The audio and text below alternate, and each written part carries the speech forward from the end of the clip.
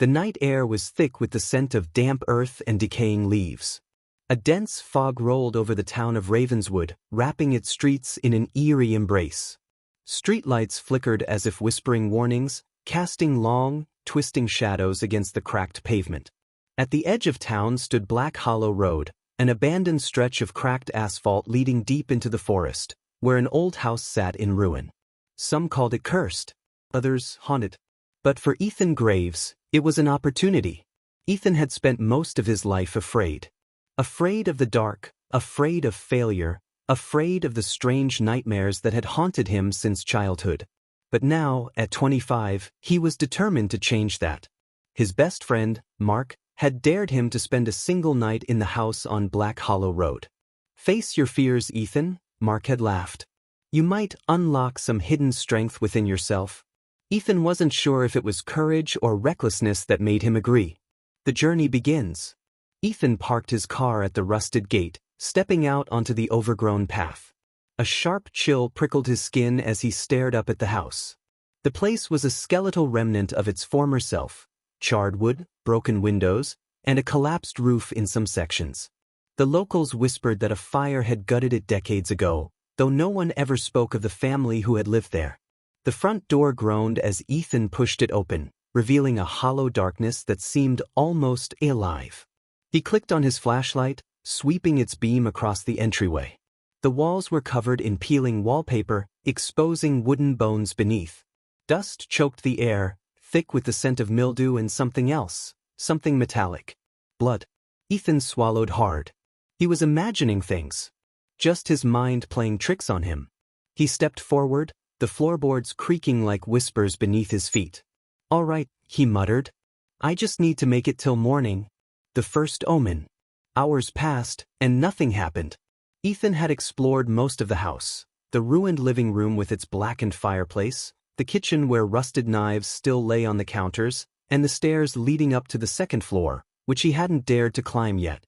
He settled in what used to be the study, lighting a few candles for comfort. The silence was oppressive, the kind that made your own heartbeat sound deafening. Then he heard it. A soft tapping. Ethan's breath hitched. It came from upstairs. A rhythmic, deliberate tap-tap-tap, like someone, or something, was waiting for him. His fear screamed at him to run. But wasn't this the whole point? To face his fears? Gathering his courage, he grabbed his flashlight and slowly ascended the stairs. The room that shouldn't exist. At the top of the stairs, the hallway stretched into darkness. The tapping had stopped, but the silence felt even worse. Ethan moved cautiously, peering into each doorway. Then he saw it. A door at the end of the hallway. It was pristine, untouched by fire, decay, or time. It looked completely out of place, as if it didn't belong in this world. A cold dread settled in Ethan's bones. He had explored the house earlier. This door hadn't been here before. But now it was. Something inside him screamed not to touch it. But his fingers were already wrapping around the knob. He turned it.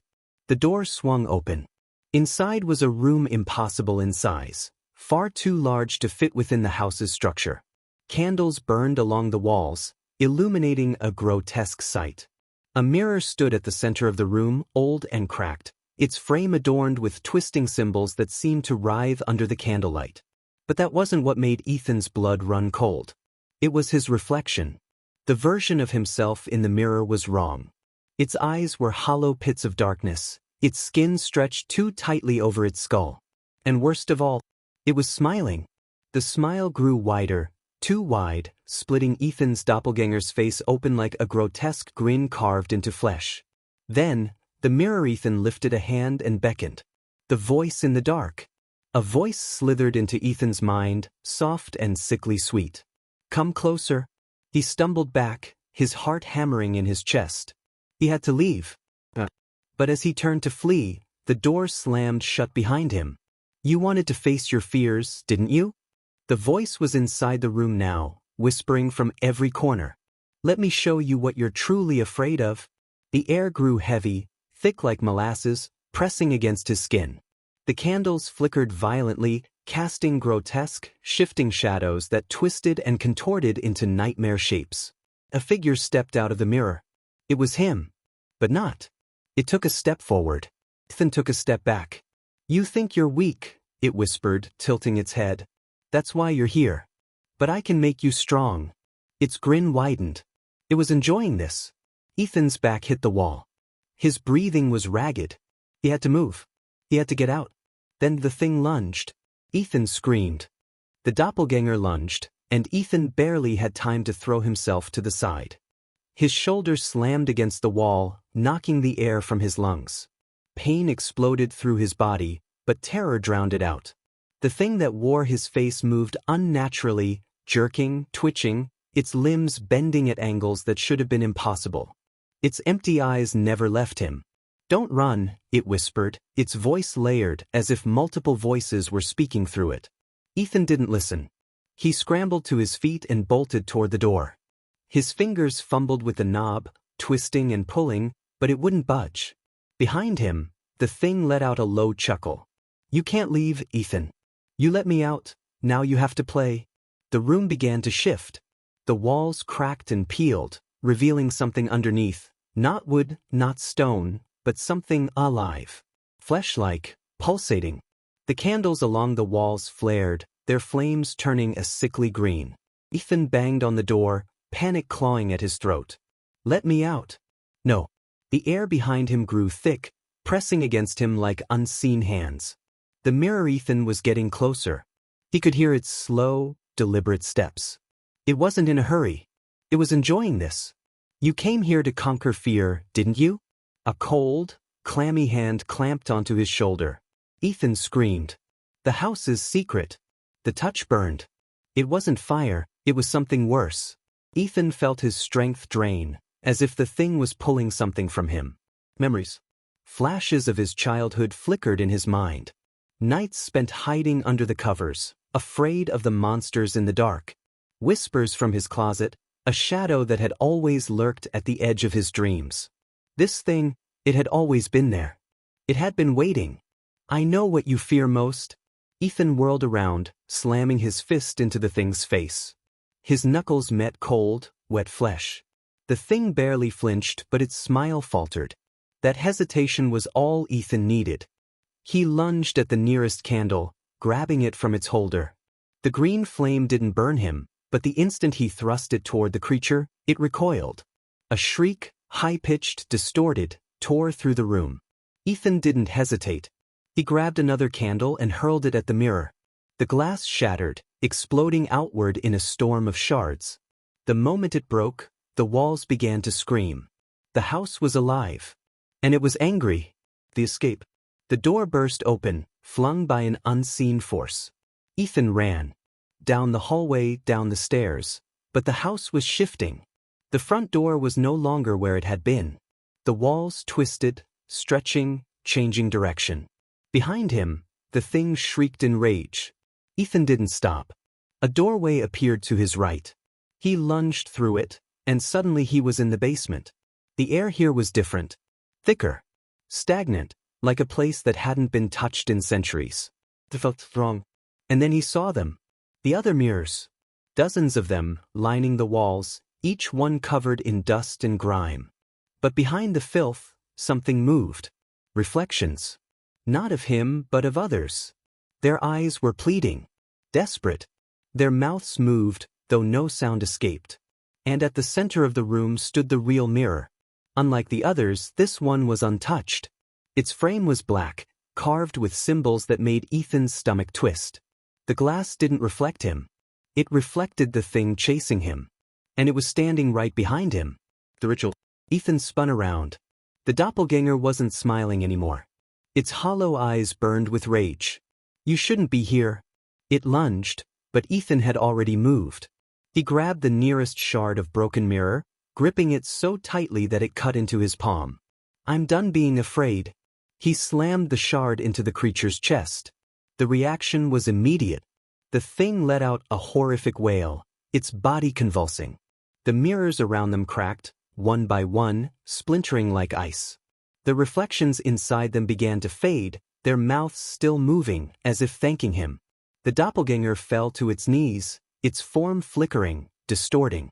Its skin peeled away, revealing something underneath, something dark, shifting, formless. This isn't over. Then it collapsed into dust. A powerful force surged through the basement. The walls shook. The air thickened. Ethan stumbled back, his vision blurring, and then everything went black. The awakening. Ethan awoke outside the house. The sun was rising over Black Hollow Road. His car was still parked at the gate. The house was gone. Not burned, not ruined. Gone. Like it had never existed. But something inside him had changed. For the first time in his life, he didn't feel afraid. But then, from the corner of his vision, a shadow moved. A whisper, soft, barely audible. "This isn't over, Ethan." And deep down he knew. The nightmare had only just begun. The house on Black Hollow Road was gone, erased as if it had never existed. Ethan Graves should have felt relief. He had confronted his deepest fears, faced the entity that had haunted him since childhood, and survived. But the moment he stepped into his apartment that night, he knew something was wrong. Echoes of the nightmare. The air inside felt heavier than before. Not physically, nothing had changed, but there was a weight, an oppressive presence, like something unseen was watching him. Ethan dropped his keys on the kitchen counter and took a slow breath. He was imagining things. The exhaustion from the night before had settled deep in his bones, and the lingering adrenaline still had his mind on edge. "This isn't over, Ethan." That voice. That whisper. It had followed him home. He shook the thought away and moved toward his bedroom, desperate for sleep. But the moment he reached for the door handle, his fingers froze. The door was already open. He was certain he had closed it when he left. A cold prickle crept up his spine. With slow, deliberate steps, Ethan pushed the door open wider. Moonlight filtered through the window, casting eerie shadows across the room. Everything looked normal. The bed. The dresser. The desk. Then he saw it. The mirror. It had been there for years, standing in the corner of his room. But now, something about it felt different. The glass was darker, almost too dark, like a pool of black water rather than a reflective surface. Ethan swallowed hard, stepping closer. His reflection stared back at him. But something wasn't right. He raised his hand. His reflection did the same. But the movement wasn't perfectly synchronized. A fraction of a second delay. He leaned in. His reflection smiled. Ethan didn't. A chill slammed through his body. He stumbled back, his breath catching in his throat. That thing, it was still here. His reflection's lips moved. "I told you, Ethan." The whisper was inside his head. "This isn't over." The mark.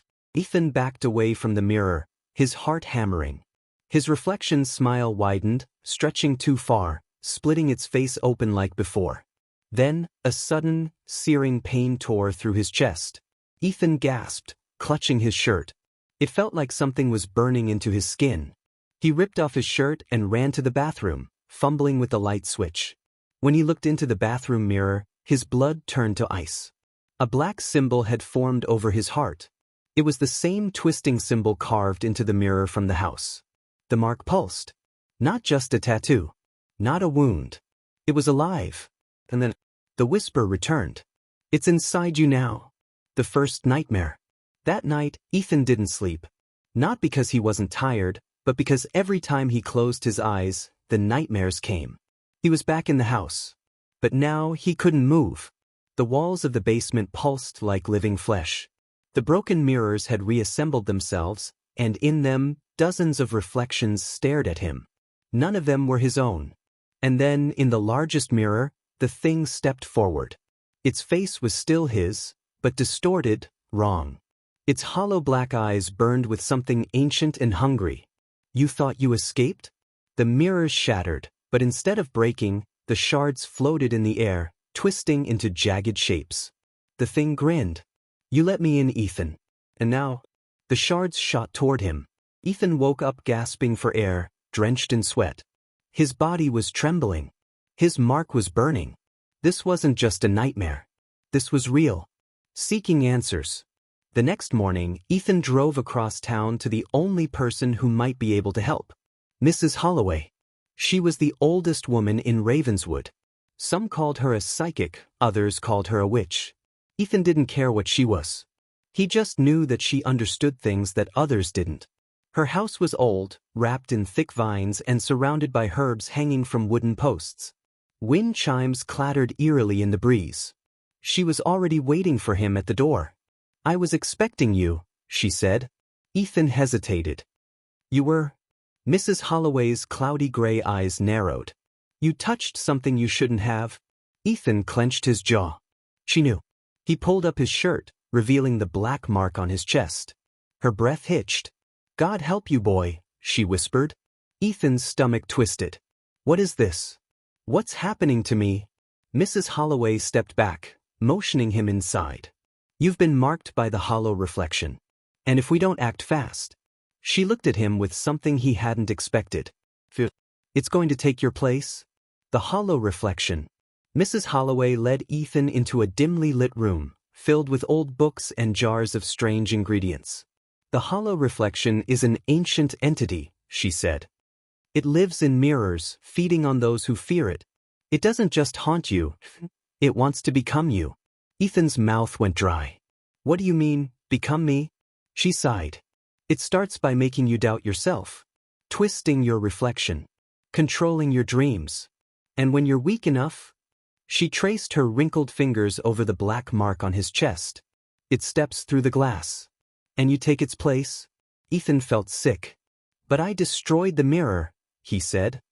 "I killed it." Mrs. Holloway shook her head. "No, child. You didn't kill it. You set it free." Silence filled the room. Ethan felt like the ground beneath him was crumbling. "This isn't over." The voice echoed in his skull again. He wasn't alone in his mind anymore. The hollow reflection was still inside him. Watching. Waiting. The ritual. "Can we stop it?" Ethan asked, desperation creeping into his voice. Mrs. Holloway hesitated. "There is a way. A ritual. But it's dangerous." "I don't care," Ethan snapped. "Tell me what I have to do." She studied him for a long moment, then finally nodded. "You have to go back," she said. "Back to where this all began." Ethan's heart skipped a beat. "To the house?" Mrs. Holloway shook her head. "No, Ethan." She leaned forward, her eyes dark with something unreadable. "You have to go into the mirror." Ethan stared at Mrs. Holloway, his pulse hammering in his ears. "You want me to go into the mirror?" The words felt ridiculous as they left his mouth. But deep inside, he knew it made sense. The hollow reflection wasn't just haunting him anymore. It was inside him, twisting his thoughts, watching through his own eyes. If he didn't stop it soon, he would disappear. Mrs. Holloway sighed, her gnarled fingers tracing symbols into the worn wooden table between them. "There's no other way," she said. "You must enter the reflection before it takes your place in reality." Ethan swallowed hard. "And what happens if I fail?" She didn't answer right away. Instead, she rose from her chair, moving toward a shelf lined with old books and bottles filled with strange, dark liquids. "If you fail," she said finally, "you'll be trapped there. Forever." The ritual begins. Mrs. Holloway handed Ethan a small, rusted dagger with symbols carved into the blade. "This will help you anchor yourself," she said. "Whatever you see in there, whatever it tries to show you, remember who you are." Ethan took the blade, its weight heavier than it should have been. "How do I get in?" Mrs. Holloway gestured toward the tall, dust-covered mirror standing in the corner of the room. It was old, so old that the glass had darkened, warped. Ethan's own reflection barely looked like his. "You'll need to offer something of yourself," she said. "Blood is the easiest way." Ethan sighed, rolling up his sleeve. He pressed the tip of the dagger against his palm and winced as he dragged it across his skin. Blood beaded at the surface, dripping onto the floor. The instant it touched the ground, the mirror began to shift. The glass rippled like disturbed water. Ethan staggered back, his breath catching in his throat. "It's opening," Mrs. Holloway whispered. The reflection of his room melted away, replaced by something else, something wrong. Dark corridors stretched into the distance, lined with shattered glass. Shadows moved behind the broken mirrors. And at the farthest end, a figure stood waiting. It looked exactly like him. His hollow reflection. Its face split into a grin. "Come inside, Vin." Crossing over. A cold force pulled at him, Ethan had no time to think. He stumbled forward, and the mirror swallowed him whole. The world twisted. His body felt weightless, then unbearably heavy. Cold fingers dragged at his skin, whispering in his ears, not words, but memories. His childhood, his fears, his failures. And then, darkness. When Ethan opened his eyes, he was no longer in Mrs. Holloway's house. He was inside the reflection, the world beyond the glass. The air was thick and suffocating, like breathing through wet cloth. Ethan turned in a slow circle, his stomach churning. The world around him was familiar. It looked like his apartment. But everything was slightly off. The walls pulsed, as if something beneath them was alive. The ceiling stretched higher than it should have. The furniture was distorted, melting at the edges like wax.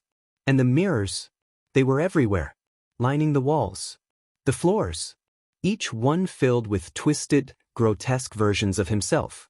Some smiled too wide. Some had hollow, bleeding eyes. Others mouthed silent screams. Ethan's breath hitched. "You shouldn't have come here." The voice echoed around him. Then, the lights flickered. And Ethan realized he wasn't alone. The hollow reflection reveals itself. A slow, rhythmic tapping filled the air. Ethan turned toward the sound, his muscles locking in fear. His hollow reflection was standing just beyond the nearest mirror, watching. Its fingers dragged along the glass, nails clicking against the surface. "You don't belong here," it whispered. Ethan tightened his grip on the dagger. "And you do." The reflection grinned. "I've always been here, Ethan. You're the one who doesn't belong." The world around them shuddered. The walls breathed. The glass cracked. Shadows crawled along the floor, slithering toward Ethan like living veins. The hollow reflection tilted its head, watching. "It's time, Ethan." Ethan took a step back, his heartbeat thundering in his chest. Time for what? The reflection lunged. The fight for his soul. Ethan barely had time to react. He threw himself to the side, the dagger slipping from his grip as the hollow reflection crashed into him. The air turned ice cold. His vision blurred. And then, a flood of memories hit him. Not just his memories. Memories of the entity. It had done this before. Countless times. It had taken others. Worn their faces. Stolen their lives. And now it was his turn. "Just let go," the reflection whispered, its voice slithering into his ears. Its fingers dug into his skin, pulling him apart. Ethan gritted his teeth. Not this time. He reached blindly, fingers scraping against cold glass, and found the dagger. With every last ounce of strength, Ethan drove the blade into the hollow reflection's chest. The entity let out a piercing shriek. The mirrors around them shattered, jagged shards raining down like knives. The hollow reflection convulsed, its body flickering between forms. And then, it exploded into darkness, escaping the mirror world. Ethan gasped for air. The world around him was crumbling. The walls cracked. The shadows screamed. He had to get out. The largest mirror stood ahead, still intact. It was his only way back. Ethan ran. The darkness chased him. Hands, cold, skeletal hands, reached for him from the shattered glass. He lunged. And then, everything went white. The return. Ethan hit the floor hard. The moment he opened his eyes, he realized he was back in Mrs. Holloway's house. The mirror behind him had cracked beyond repair. The mark on his chest was gone. Mrs. Holloway knelt beside him, her expression unreadable. "You did it." Ethan's hands trembled as he sat up. He could still hear the echoes of the hollow reflection scream in his mind. "It's over," he whispered. Mrs. Holloway hesitated. "Maybe," she murmured. "But things like that, they never die." Ethan's stomach turned. And then, from the corner of the room, a small, nearly invisible shadow flickered in the mirror's shattered remains. Watching. Waiting. Smiling. The mirror was broken. The hollow reflection was gone. And yet, Ethan Graves couldn't shake the feeling that something was still watching him. Mrs. Holloway sat across from him, studying his face as she poured a cup of tea. Her hands didn't tremble, but her eyes, clouded and knowing, held something she wasn't saying. "You should rest," she said. Ethan exhaled sharply. His body ached, his mind burned with exhaustion, and yet, he couldn't rest. He had stepped into the mirror world, fought the entity that had haunted him for years, and made it back alive. But Mrs. Holloway was right. Things like that don't just die. And deep down he knew this wasn't over. Signs of something wrong. The first sign came the next morning. Ethan stood in front of his bathroom mirror, running cold water over his face.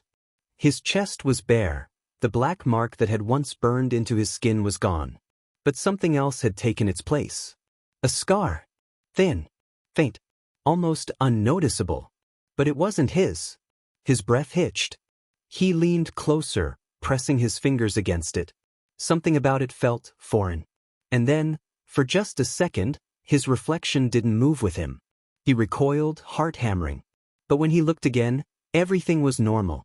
Wasn't it? A flicker in the glass. Days passed. At first, Ethan convinced himself it was over. The nightmares stopped. He could sleep without waking in a cold sweat. The weight in his chest, the feeling of something lurking behind his every thought, it had faded. But then the flickers started. Things moved in mirrors when they shouldn't. It was never obvious. Never enough to be sure. But Ethan could feel it. The presence, watching. And then one night he saw it.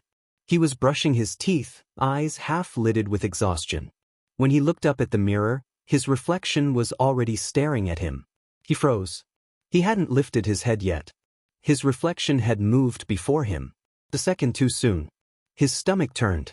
Slowly, his reflection smiled. It was never over. Ethan stumbled back, his breath catching in his throat. This wasn't happening. It was gone. He had won. Hadn't he? Then, the light in his bathroom flickered. And in that split second of darkness, he heard it. Did you really think you escaped? The voice was inside his skull. Cold. Familiar. The bathroom mirror shattered outward. A force slammed into Ethan, knocking him against the wall. Glass dug into his skin. His vision blurred. And when he looked up, he wasn't in his bathroom anymore. He was back in the mirror world. The final confrontation. Ethan's breath turned to mist. The air was thick and suffocating, tainted with something old and rotten. Shattered reflections lined the walls. In them, he saw versions of himself, but none of them were him. And then it stepped forward. His hollow reflection. The entity grinned, shifting in and out of focus. You thought you won. But you never left, Ethan. The words knocked the breath from his lungs. What? The entity's blackened eyes gleamed with amusement. When you stepped into the mirror, you left something behind. The piece of yourself. A tether. You were always going to return. Ethan's hands clenched into fists. No, he said through gritted teeth. This is a trick. The hollow reflection took a slow step forward. Its movements were unnatural, like a puppet with broken strings. Look at your scar, Ethan. Ethan's stomach dropped. The scar. It wasn't a wound. It was a connection. He hadn't killed the entity. He had tied himself to it. Breaking the cycle. Ethan had one chance. The dagger. Mrs. Holloway's dagger. He reached for his belt, but his hands found nothing. The hollow reflection laughed. Looking for this? It raised its hand. The dagger dangled from its fingers, the ancient symbols glowing faintly. Ethan's chest tightened. You can't win, he whispered. The hollow reflection tilted its head. But I already have. Ethan's mind raced. He couldn't fight it. Not like this. But maybe there was another way. He looked past the entity, to the mirrors surrounding them. They weren't just reflections. They were prisons. All those trapped souls. All the ones the hollow reflection had consumed. Ethan took a breath. He couldn't kill it. But he could trap it. The desperate gamble. The hollow reflection took another step forward, dagger in hand. It's time to switch places, Ethan. It lunged, but this time, Ethan didn't move. Instead, he grabbed its wrist. The entity let out a snarl of rage. And Ethan, with every last ounce of strength, spun and hurled them both toward the nearest mirror. Glass shattered. They tumbled through. And suddenly they were weightless. The world flipped. Ethan hit the floor. And when he looked up, he was back in his apartment. A cold, empty victory. The bathroom mirror was whole again. Ethan scrambled back, chest heaving. He turned to the mirror, half expecting to see his hollow reflection grinning at him from the other side. But there was nothing. Just his own, exhausted face. He exhaled shakily. It was over. For real this time. He turned off the bathroom light and stepped into his bedroom. The exhaustion weighed on him. He collapsed onto the bed, staring at the ceiling. Sleep took him. For the first time in weeks, he dreamed of nothing. One last glance. The apartment was silent. In the dim glow of the moonlight, the bathroom mirror remained still. No movement. No flickers. Just empty glass.